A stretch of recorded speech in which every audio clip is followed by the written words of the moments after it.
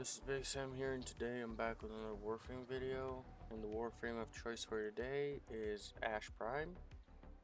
And I'm not really an Ash main. Like, if you've watched my previous videos, my main is Lavos. But I've spent hours on end just trying to make a build work for Ash. And the best thing I could find, I gave it to one of my friends who does Void Cascade level cap basically on a daily basis, sometimes multiple times a day. And he took it to level cap. He one-shot level cap Thrax. And in some points, he got more than 1 billion damage. And he was even using a kind of a less optimized build than what I gave him. And so, without further ado, I'll show you how to do it. Let's start with Ash's abilities. And his abilities are pretty simple. And basically it's the same thing from an era where Warframe was all about space ninjas. He's the only actual ninja left in Warframe. With smoke screens and all. So, we'll start with his passive, which is status effects /status effect. Deals 25% extra damage and lasts for 50% longer on enemies when inflicted by Ash. And basically, it's not only status effects from his abilities, because they do slash damage, it's any slash from any source when you're using Ash. So his first ability is called Shuriken. He basically throws 5 shurikens at enemies that proc slash, and with their augment you can use that to armor strip. It's not really that useful. It's his subsume slot, and for that I chose Wrathful Advance from Kullervo, which makes you teleport to an enemy and deal a heavy strike with your melee, and then it gives you a 300% flat crit chance on your melee weapons, which you can invert that as I do here. I have it inverted, so if I tap I just teleport to not expend my combo. Not that it matters for this build, but that's how I usually use it, even in Kullervo himself, because sometimes I don't want to lose my combo on a weapon. I just teleport around, and it's good for mobility, so you don't have to hold it to teleport around. His second ability is Smokescreen, which basically stuns nearby enemies and turns you invisible for short duration. And with his Smokescreen, we're using an augment for his third, but it actually affects Smokescreen. That is, his third ability is Teleport. We're using the Teleport Rush augment. So what happens when you cast his 3 is, he teleports to an enemy and uses a finisher attack on them.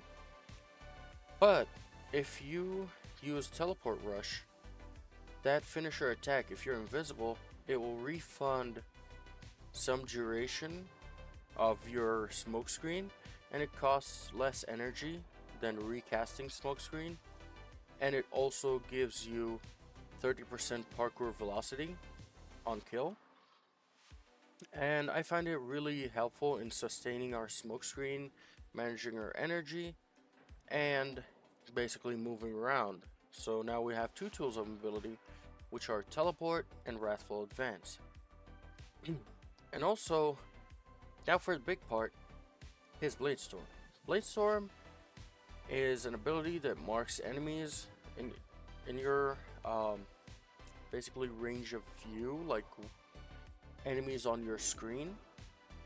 You have a maximum of, I think, 20 targets. I think maybe more, I don't know. I don't know if it's actually like capped or not, but it costs energy per mark, and if a marked enemy dies without you recasting your ultimate, it will refund that energy. But so you mark enemies, and whenever you recast it, you summon 2 shadow clones that will start performing finishers on said enemies, and those finishers deal massive amounts of damage, and most of it is going to be slash, so it's going to deal more damage because of Ash's passive. You can also use teleport on a marked target while your shadow clones are active, so you can basically assist your shadow clones in taking enemies down, and it kind of turns into like a little cutscene, but it doesn't really add anything to the ability except for a little nice animation. So now I'll do the Arcane Shards first before the build. So Arcane Shards, we're gonna need melee crit damage shards. I'll add 4 of them, and 1 energy max blue Tau Force shard to make it so our energy surpasses 500, because Ash has some kind of a low energy pool. And so to the build, we're using Steel Charge for that melee damage, using here Power Drift, Blind Rage, and Umbral Intensify and Transient Fortitude for the crit chance on Wrathful Advance and for extra damage on the clones. And then I'm using Rolling Guard as sort of an oh shit button to cleanse status effects and turn us invulnerable for a few seconds. And then I'm using Prime Continuity for duration to offset the negative from Transient Fortitude. And I'm using Primed Flow to help with the energy. Again, we're gonna need the energy to be above 500 for the bonus from the purple Archon shards to double. And I'm using Equilibrium for the energy upkeep. That helps a little bit. If you can do without it, then you can replace it for something else, maybe something like adaptation or anything that helps with survivability, because we haven't invested anything in survivability except for Rolling Guard, but it's really not that much needed because we have invisibility and we're going to be teleporting around a lot with our Wrathful Advance and teleport. And I don't know how many times I said teleport there. Anyways, we're going to use Arcane Corpuscular, so whenever we're invisible, we get an extra crit damage and ability strength. And we're going to be using here, we can change Arcane Fury actually, but I prefer to keep it for, I'll be mostly using melee, but you can replace it for Arcane Blade Charger, which gives you a much higher buff at 300% compared to the 180 from Fury, but you have to get a primary weapon kill for it to work, so you can equip whatever primary that can one-shot enemies and just kill a couple enemies, 2 or 3, to guarantee its proc, because it has 30% chance to proc. And then go to town. It increases your melee damage, which helps with our teleport and our shadow clones. So before we do his teleport Inodem build, we're gonna first go over shadow clones. Here we're using melee crescendo because all hits from it are finishers. So after killing a bunch of enemies, we'll be sitting at a comfortable 12x combo. We're not gonna be needing Naramon to keep up our combo on this one. And so what we're gonna be using is a bunch of damage, and then finisher damage and crit. So I'm gonna start with Prime Fever Strike because it's the highest damage modifier you can add, 165% toxin. And then we're gonna be using Prime Pressure Point and Spoil Strike for even more damage. You can use Condition Overload, but you don't. Then you'd have to wait for some priming to happen, or you have to prime your enemies yourself. It will be a bump for your damage, but I don't really need it. I see it deals a ton of damage without it. And then we're gonna go with Galvanized Steel for its crit damage rather than crit chance. And for Organ Shatter, or even more crit damage, we don't really need crit chance since we have Wrathful Advance.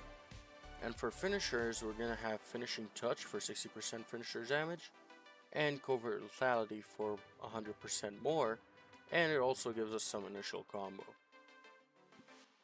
And for this slot, you can really put anything, but I think Magnetic Rush is kinda the best to put there because of the attack speed as well as the magnetic damage. Again, it will never really be consistent at proccing elements. I started there. But because it's 5% status chance, so you don't really need any of that. It also has 5% crit chance, but again, Wrathful Advance. So yeah, the attack speed from Magnetic Rush is gonna help because cast, like the ability cast is faster, the finishing from the Shadow Clones is faster whenever you have Magnetic Rush available. And so, this part is done. Let's go with the Inodem. First, to start with the evolutions. First evolution basically unlocks your Incarnon.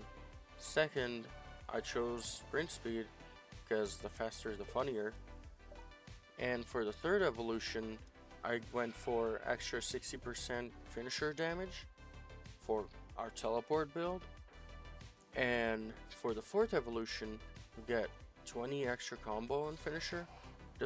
I don't think it lasts for the entire mission. I don't know, it doesn't really specify.